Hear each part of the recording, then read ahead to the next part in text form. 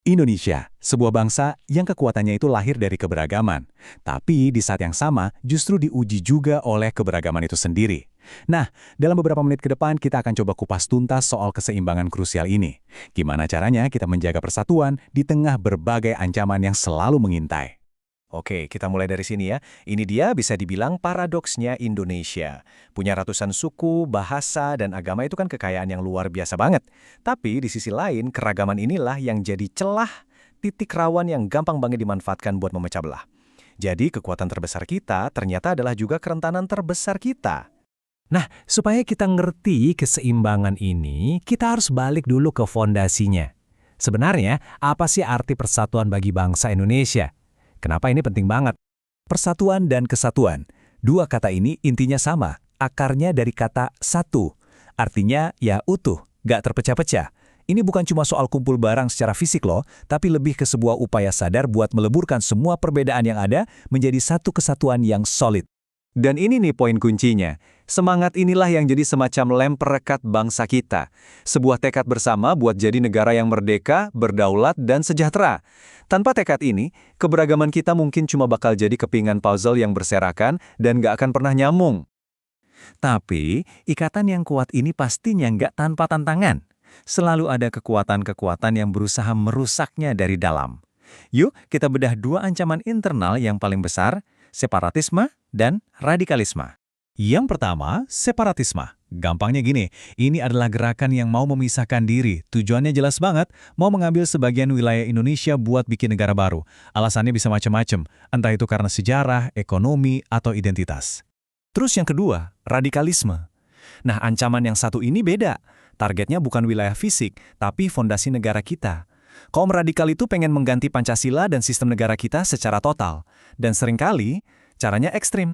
Nah, di sini kita bisa lihat perbedaannya dengan sangat jelas. Coba deh perhatiin. Separatisme itu fokusnya ke wilayah dan kedaulatan. Mereka mau mencaplok teritori. Sementara radikalisme fokusnya ke ideologi dan tatanan sosial. Mereka mau mengubah jiwa negara kita dari dalam. Dua-duanya sama-sama berbahaya buat keutuhan Indonesia. Terus, apa sih yang bikin paham-paham ini bisa tumbuh subur?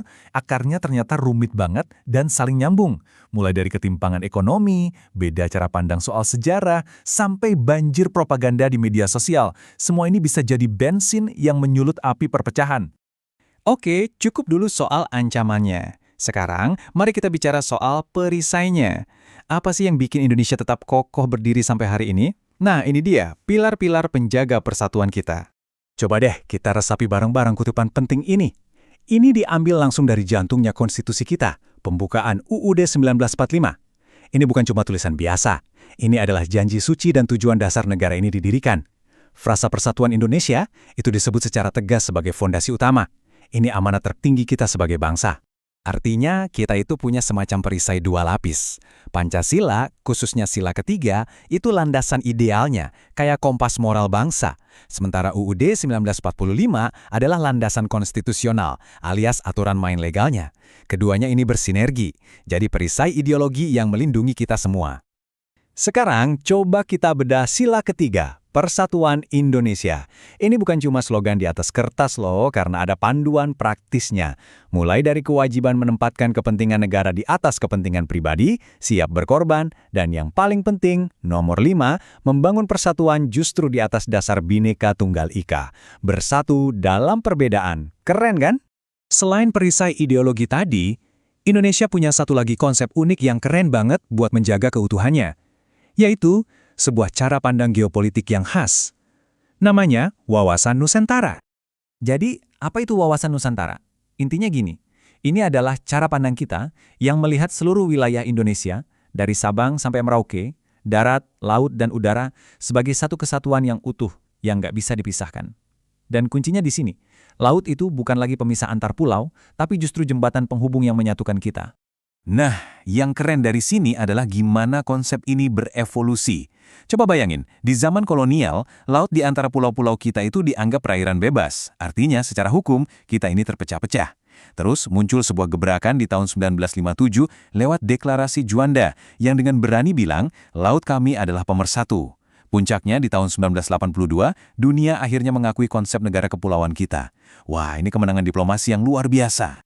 Oke, kita udah bahas pondasinya, ancamannya, sampai perisainya. Sekarang, pertanyaan terbesarnya, siapa yang bakal ngerusin tugas menjaga persatuan ini? Jawabannya ada pada kita semua, dan secara khusus generasi muda. Kutipan ikonik dari Bung Karno ini pasti udah sering banget kita dengar. Tapi ini bukan sekedar kalimat penyemangat loh. Ini adalah sebuah keyakinan akan potensi dahsyat yang ada di tangan anak muda. Kekuatan untuk mengubah, kekuatan untuk menggerakkan dunia. Betul sekali. Pemuda adalah agen perubahan sekaligus garda terdepan. Kalian bukan cuma pewaris pasif, tapi partisipan aktif yang menentukan arah bangsa ini ke depan.